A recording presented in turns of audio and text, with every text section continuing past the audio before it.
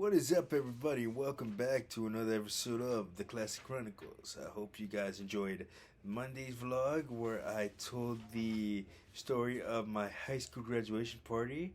If you haven't checked it out, please do. And with that being said, let's get into today's vlog. Like I said, graduation season is right around the corner. It'll be here before you know it. So, I have another graduation story, and this time we're going to talk about my graduation from college. John Jay, specifically my undergrad graduation. We might cover the other one at a later time.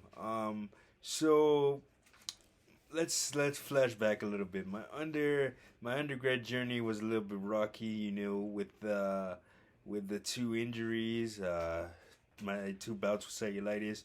I've been very open about those. You guys know all about those if you've been keeping up with this vlog, so I don't need to recount it in detail. But I'd be remiss if I didn't mention it because it is a big part of the journey. So my graduation from college was like I said, quite difficult. Not in terms of academics, but in terms of everything that it took to get there. So aside from the two injuries, that cost me an extra couple of years on my degree in between the injuries and taking time off. Uh, you know, um, it was a very very bittersweet moment because sweet in the sense that the journey was finally over, but bitter is because I knew I was gonna miss John Jay. I had a lot of memories there. I met some really really cool people there and had some really really great professors and classes and all that good stuff, and I was gonna miss all that. And believe it or not, the grind of finals week. Anybody that's in college now, grad, whether it's grad or undergrad or whatever it is, y'all know what I'm talking about. It is a grind. Lots of cramming and lots of studying, and I miss all of that. I was gonna miss all of that, and I still miss all of that. Even being out of undergrad for this long. So okay, the journey leading up to there was basically it was a little bit controversial in some aspects because there was a petition where the school wanted to take away the calling the names of the students in an effort to shorten the ceremony, which I'm not gonna lie. When I first did my associate's degree in 2011, before I took some time off, and then I finished my undergrad degree. What happened was the ceremony went over a long time, and then which bled into the afternoon ceremony. So they didn't have time to prepare, adequate time to prepare between the morning and afternoon ceremony. So in an effort to shorten that time, they wanted to take away the calling of the students' names, which that's the whole thing. Your families come and everybody's got their eyes on you. You got friends in the audience, and it's just it's a spectacle. So by them trying to take that away, it took away from the spectacle that is graduation. So there was we started a school-wide petition, and we ended up saving that, because people were telling their stories about how some of their family members were flying in from international places to see them graduate, and they're the first person in their family to graduate college, and they didn't want they felt like, and actually I should say we, because I felt like this too. We felt like if by them taking that away, that all our hard work, no matter what the journey was to get to that point, it was being all for naught, because you're not going to be acknowledged for your hard work. Sure, you're gonna graduate and people are going to be there, the building's going to be full, but just hearing, there's something about hearing your name and taking the time to bask in that moment, that just does it for you, that just does it for us. And i I I took great pride when that happened for me both times, which I'll get into a little later. um so we ended up saving that, and then fast forward to graduation time, and I just remember that day, man. That, like, let me take you back a little bit before we talk about the day. The night before was super emotional, man, because I remember just sitting in my room and just reflect, having a moment of self-reflection, and just losing it, and thinking about my father, and thinking about Professor McGee. Which is a mentor of mine from John Jay that passed on. We'll get into his story in a later vlog. So I thought about them, and then I thought about a lot of other people that wouldn't that were no longer with me, that wouldn't get to see me physically, to see me get the chance to graduate. So that just kind of overtook me, and I was like, I remember I cried myself to sleep. I'm not ashamed to admit it.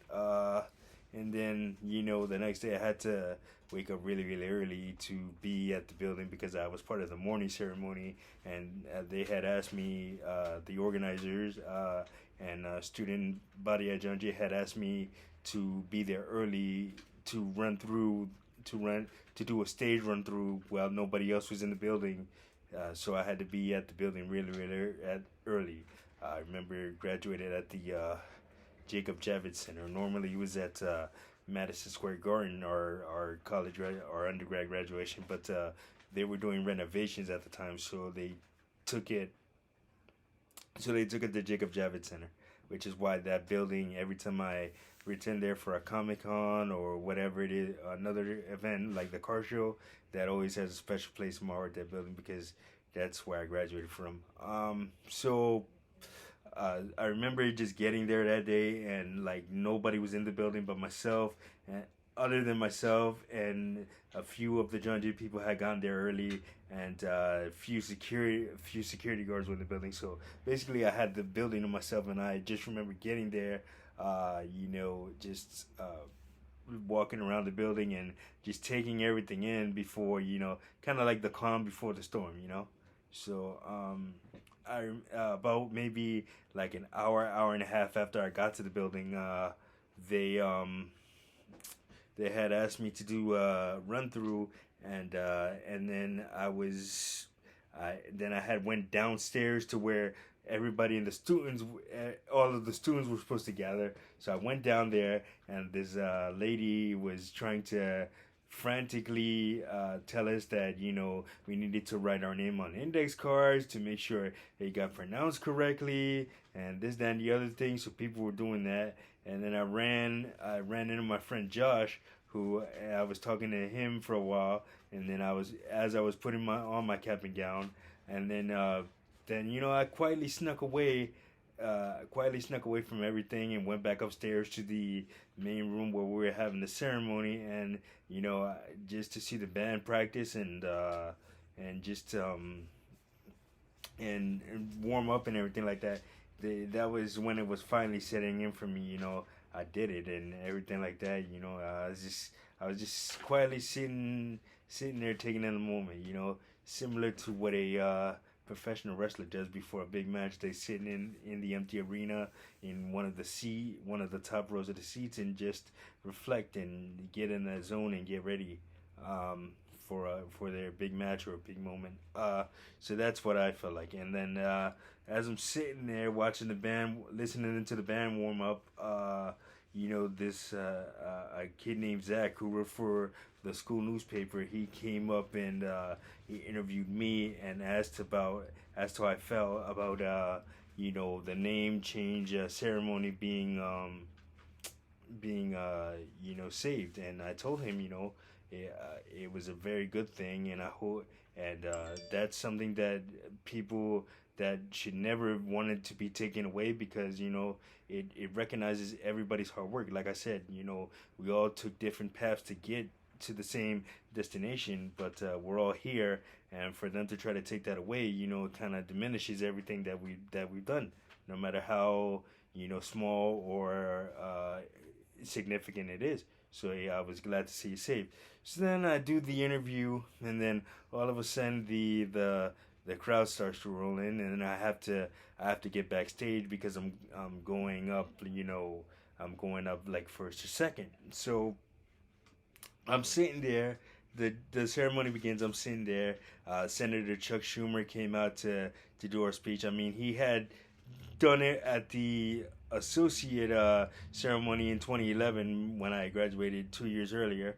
But at this time, instead of doing some long drawn out speech, I mean, he had something prepared. So I remember him walking on the stage, and he just had something prepared, and he just said, "You know what?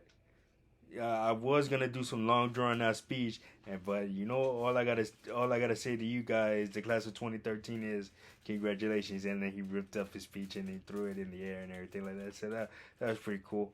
And then so that got a big round of applause. So fast forward to the names. There he called a few other names before me, but as far as the undergrad in BAs in criminal justice, which is what I got. I got a BA in criminal justice and a minor in theater arts. So they had called my name first, and as I'm getting ready to, as I'm nervously awaiting, my introduction, man, I'm just pacing backstage like a caged animal, and I see a bunch of waters on the side of the stage. So I asked the assistant Tiffany if I can have one, and she happily obliged. Shout out to her. So I'm drinking my water, nervously pacing backstage, and as soon as my name gets called, I have to run out there, and I'm like, oh shit, this is it, And so I'm running out there, and all I see is, I'm looking out in the crowd. There must have been maybe like 3,000 to 5,000 people in the building for that morning ceremony, man. And everybody just gets up on their feet, man, and starts applauding me, and it's really loud. You can't really hear in there, man. It's deafening, and but from my perspective, it's almost as time just stopped, man. I just stood there, take it in, and I was thankful that I made it to that moment, considering my personal journey. And the president at the time, Mr. Jeremy Travis, he shook my hand, and I took like the minute or two to kind of like pose or whatever. Sadly, my uncle didn't capture the moment because they sat my uncle, my mom, and my home health aide Sarah like in the back, so they couldn't make it to the front in time, which kind of sucked, but it was okay. But yeah, man, it was a hell of a moment. I'll never forget it, and I'll also never forget the 83-year-old woman and the 83-year-old grandmother and her granddaughter walking down that aisle together, man. That just shows don't ever give up on your dreams, no matter how old you are. It's never too late to stop dreaming and learn. So that's one thing that will always stick out to me in graduation. And I learned later on that from my home health aide Sarah that during that day while my name was being called, of course, like I said, I couldn't see it because I was in the front and they were in the back. That my mom, when my name was called and everybody was cheering for me, she kind of just cried and was thankful that I made it to that point, because she was a big part of that journey. It was as much my moment as it was hers, So I thank my mom. I love her for the support. She's always been supportive of me, whatever I tried to do, or whatever I wanted to do, I should say. I shouldn't say try, because everything I've done, everything I said I was going to do, I've done up until this point. So she's been very supportive of me. So I got to thank her for that. But yeah, man, May 28th, 2013 is a day that I'll never forget. And, whatever happens in my life from now on, nobody could ever take away that moment from me, that I graduated from college and had a tough road doing it. And if And if I had to do it all over again, hell yeah, I would. Wouldn't change anything. But that's gonna do it for now. Catch you as usual. Like, subscribe, share. Don't forget to hit that notification button so you don't miss whenever I drop a video. And I'll see you guys in the next one. Peace.